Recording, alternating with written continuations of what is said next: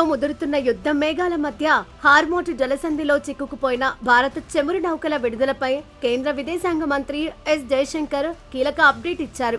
Iran పట్టుదల కారణంగా America, Israel వాటి మిత్ర దేశాల నౌకలపై ఆంక్షలు కొనసాగుతున్న తరుణంలో భారత దౌత్యం తన శక్తిని నిరూపించుకుంది. ఇటీవలే భారత్ జరిపిన అత్యున్నత స్థాయి చర్చలు ఫలప్రదమవ్వడంతో ఇరాన్ ప్రభుత్వం 2 భారతీయ ఆయిల్ ట్యాంకర్లకు ఆ జలసంధి గుండా ప్రయాణించేందుకు అనుమతినిచ్చింది.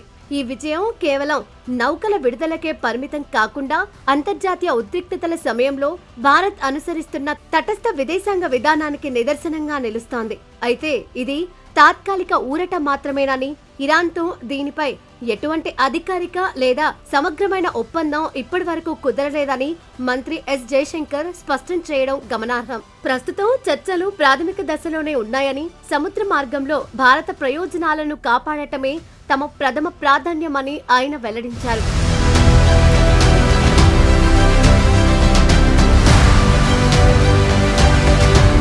ఈ ఉద్రిక్త పరిస్థితుల్లో ఇరాన్ భారత్ కు సహకరించడం వెనుక ఎటువంటి ఇచ్చిపుచ్చుకునే ధోరణి లేదని జయశంకర్ స్పష్టమైన వివరణ ఇచ్చారు. ఇరు దేశాల మధ్య దశాబ్దాలుగా ఉన్న బలమైన దౌత్య సంబంధాలే ఈ సానుకూల నిర్ణయానికి పునాది అని ఆయన పేర్కొన్నారు. ప్రస్తుతం మధ్యప్రాచ్య సంక్షోభంపై ఇరు దేశాలు ఆందోళన వ్యక్తం చేస్తున్నాయని, ఈ విషయంలో ఇరాన్ భారత్ నుండి ప్రత్యేకంగా ఏమీ ఆశించలేదని ఆయన వెల్లడించారు. ప్రపంచ చమురు సరఫరాకు అత్యంత కీలకమైన హార్మోజ్ జలసంధిలో ఇంకా కొన్ని భారత జెండా ఉన్న నౌకలు నిలిచిపోయి ఉన్నాయని, వాటి భద్రత కోసం చర్చలు నిరంతరం కొనసాగుతున్నాయని ఆయన తెలిపారు.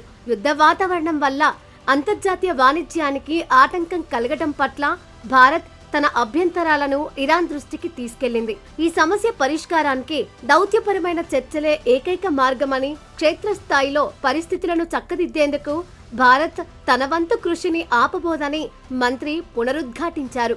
మధ్యప్రాచ్యంలో నెలకొన్న సంక్లిష్ట పరిస్థితులకు కేవలం తార్కిక ఆలోచనలు, కలిసికట్టుగా చేసే శ్రమ మాత్రమే పరిష్కారాన్ని చూపుతాయని భారత్ బలంగా నమ్ముతోంది. హింస లేదా ఆంక్షల కంటే చర్చల ద్వారానే దీర్ఘకాలిక శాంతి సాధ్యమని, ప్రపంచ దేశాలు కూడా ఇదే బాటలో పయనించాలని జయశంకర్ సూచించారు. ముఖ్యంగా ఇంధన భద్రత విషయంలో భారత్ వంటి దేశాలు ఎదుర్కొంటున్న సవాళ్లను దృష్టిలో ఉంచుకొని సముద్ర మార్గాల్లో నౌకల రాకపోకలకు ఆటంకం కలగకుండా చూడాల్సిన బాధ్యత అందరిపై ఉందని ఆయన గుర్తు చేశారు. ఇరాన్తో కొనసాగుతున్న ఈ సంభాషణలు కేవలం నౌకల విడుదలకు మాత్రమే పరిమితం కాకుండా ప్రాంతీయ స్థిరత్వం కోసం భారత్ చేస్తున్న విస్తృత ప్రయత్నాల్లో భాగమని విశ్లేషకులు భావిస్తున్నారు.